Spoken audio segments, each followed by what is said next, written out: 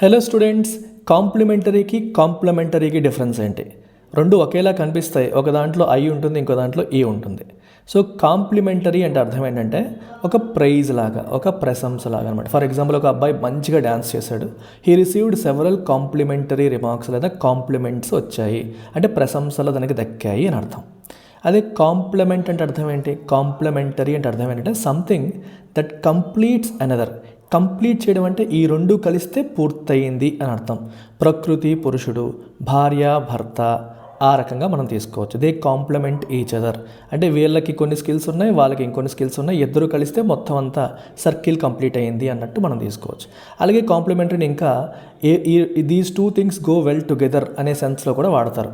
So ఒక మంచి meal తర్వాత ఒక డెజర్ట్, ఒక మంచి పిజ్జా తర్వాత ఒక cool drink, they complement each other, ఆ రకంగా కూడా మనం చెప్పొచ్చు.